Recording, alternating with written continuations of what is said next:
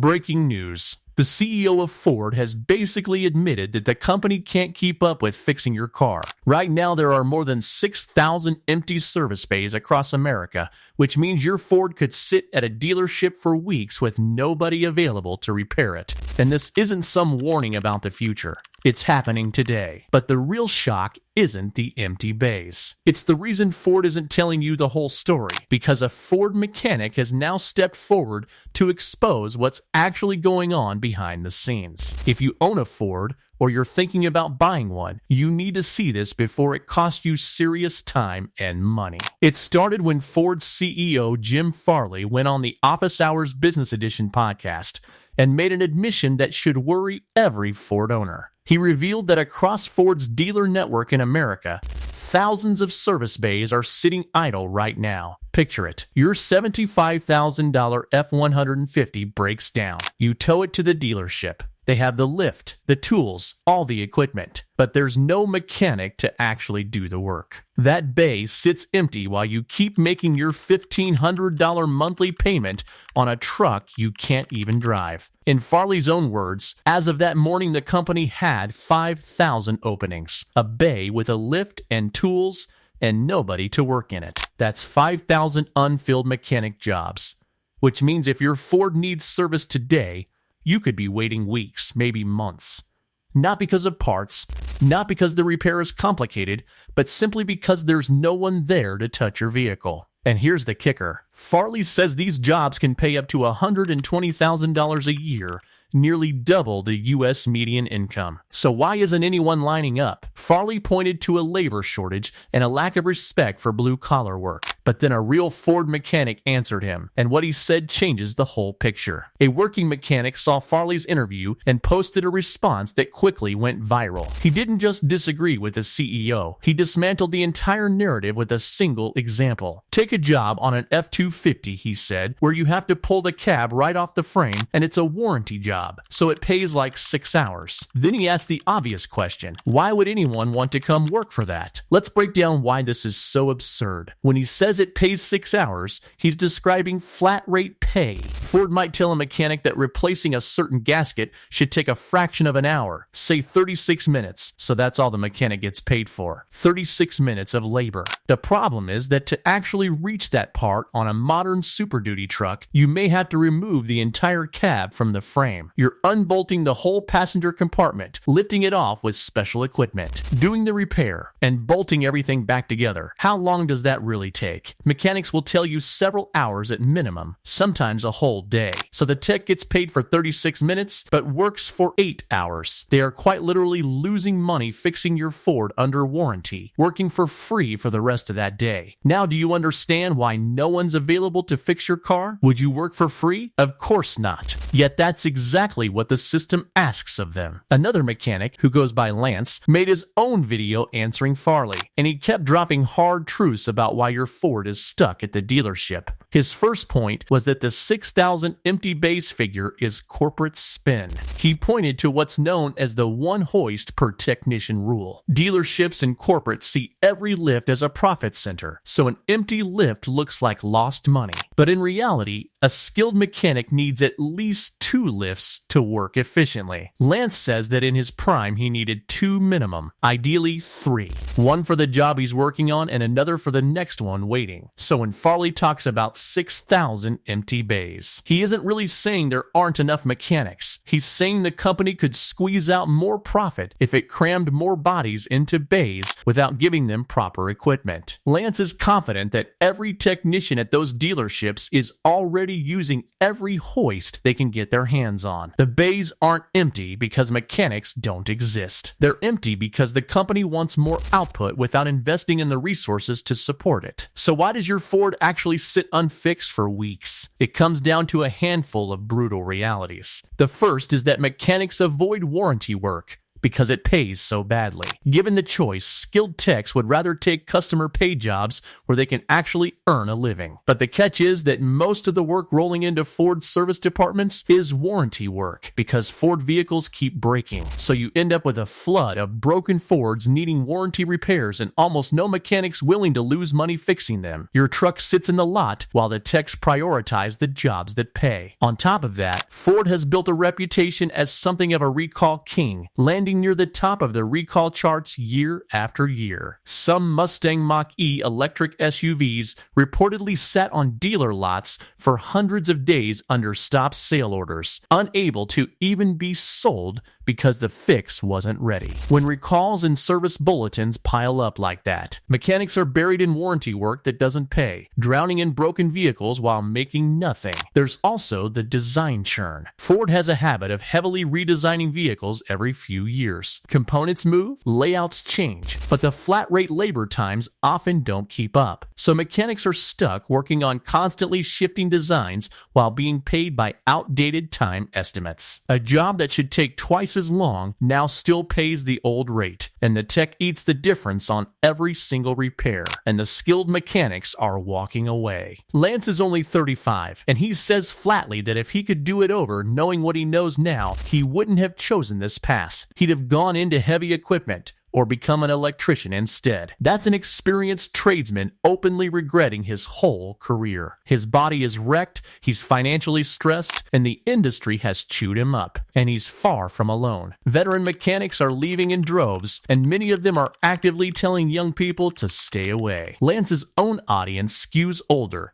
experienced techs warning the next generation not to repeat their mistake. The final piece is that modern Fords can be a nightmare to repair by design. Mechanics around the country point the finger at the engineers, arguing these vehicles are built for assembly line speed, not real-world service. They snap together fast at the factory, but when something breaks, a tech often has to tear apart half the vehicle just to reach one component. As one mechanic put it, engineers should design vehicles to be worked on, not just to speed up the assembly line. Another said that if engineers had to spend even 2 years in the trade, these problems would vanish overnight. Imagine every Ford engineer forced to spend 2 years fixing the cars they design, reaching into cramped engine bays, fighting sharp edges and impossible bolt angles. The designs would change fast, but when everything is optimized on a computer for manufacturing speed, nobody thinks about the mechanic who, years later, faces a repair that requires pulling the cab and pays 36 minutes of labor. At that point, the tech walks, and your Ford sits. If you're getting value out of this, take a second to hit the like button and subscribe. Now about those wait times. Ford has floated an average service wait of around 2 weeks, but mechanics say that's misleading. Industry data from J.D. Power puts the average dealership wait across all brands closer to 1 week, and Ford's own reported figures have been in that range too. So where does the longer number come from? Mechanics suspect it's cherry-picked from northern regions during tire season. Those few weeks twice a year when everyone swaps tires at once and wait times spike. But here's what nobody's saying out loud. Plenty of Ford owners aren't waiting weeks, they're waiting months. And it's not tire season or parts shortages. It's that there simply aren't enough mechanics willing to work under the current system. If your Ford needs a complex warranty repair, you could lose your vehicle for an extended stretch while those payments keep rolling. Dealerships hand out loaners, but not out of kindness. They're forced to keep huge loaner fleets because of constant quality and repair delays. Here's the deeper reason those bays stay empty. Becoming a Ford mechanic is a financial trap. Trade school can cost anywhere from tens of thousands of dollars upward, so you're in debt before you earn a cent. Then come the tools, often around $50,000 out of your own pocket, because the dealership won't supply them. For the first several years, many techs scrape by on something close to minimum wage while still buried in debt. Meanwhile, someone pushing carts at a big box store with zero education debt can make comparable money and climb faster. So when you hear about those $120,000 salaries, remember they take years to reach, on top of massive debt, physical burnout, and a dropout rate that means most people never get there. And then there's the elephant in the room. Ford's quality problems are a huge part of why you can't get your car fixed. When you're paying $60, $70, even over $100,000 for an F-150, you shouldn't be worrying about it failing in the first year. But that's exactly what keeps happening, and it feeds a vicious cycle. Ford builds vehicles with quality issues. Those vehicles need warranty repairs. Mechanics lose money fixing them at warranty rates. Skilled mechanics quit or refuse dealership work. There aren't enough techs left to do the repairs. Your Ford sits at the dealership for weeks. You keep making that $1,500 payment on a truck you can't drive. Ford's reputation slips further, and around it goes. Every day, more mechanics quit, more Fords break down, and more customers are left without a ride. It's also worth being honest about the disrespect. Mechanics aren't leaving because society looks down on blue-collar work.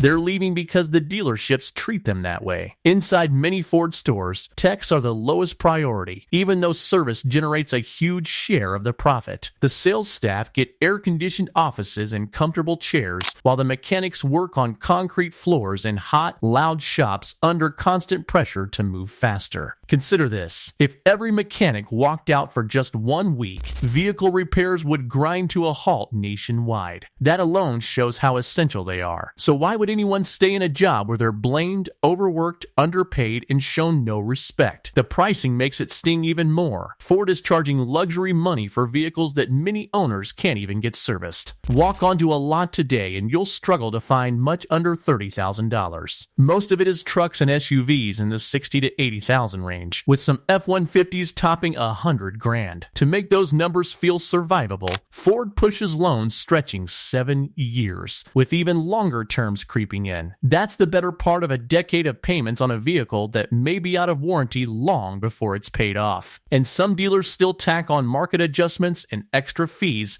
even with unsold trucks stacking up on the lot. You're paying luxury prices for something that might spend weeks sitting broken. There's a maintenance trap baked in too. Ford recommends 10,000-mile oil change intervals on its small turbocharged engines. Those little turbos work hard, generating a lot of heat and stressing the oil, so stretching to 10,000 miles is pushing it, especially if you tow or work the truck hard. Why recommend such long intervals? Because it makes the vehicle look cheaper to own, fewer service visits, lower advertised maintenance costs. But if that engine fails early because you followed Ford's own schedule, expect to be blamed for improper maintenance anyway, and good luck getting it covered under warranty. So not only can the dealership struggle to fix your car when it breaks, the maintenance guidance itself may be setting you up for an early failure. So what does all of this mean for you? If you own a Ford right now, the reality is that it will probably need service at some point. Ford carries more recalls and quality issues than most. When something breaks, you could be waiting weeks or even months, not for parts, but because there aren't enough mechanics and many avoid warranty work entirely.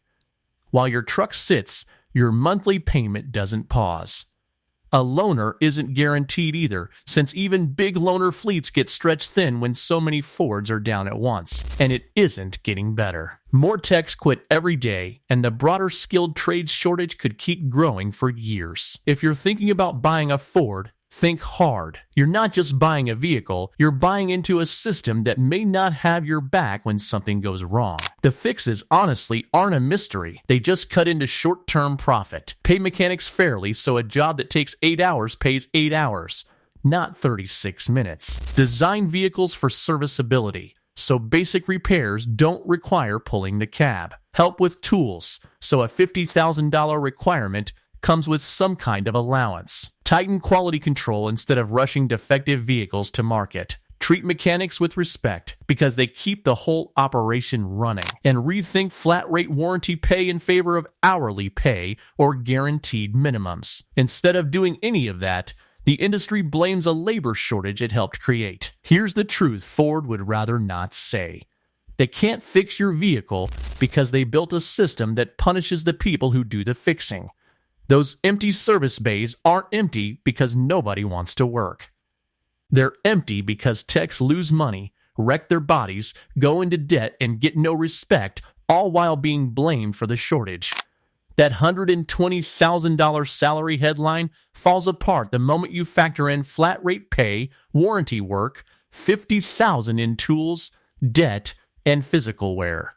Most mechanics never come close. Until those problems get fixed, your Ford will keep sitting at the dealership, and no amount of executive hand-wringing will change it.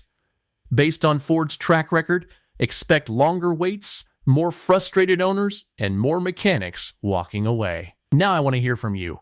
If you're a mechanic who has worked with Ford, drop a comment and share your experience. And Ford owners, tell us your repair horror stories too. If you got something out of this, smash that like button and subscribe for more auto content. Thanks for watching, and I'll see you in the next video.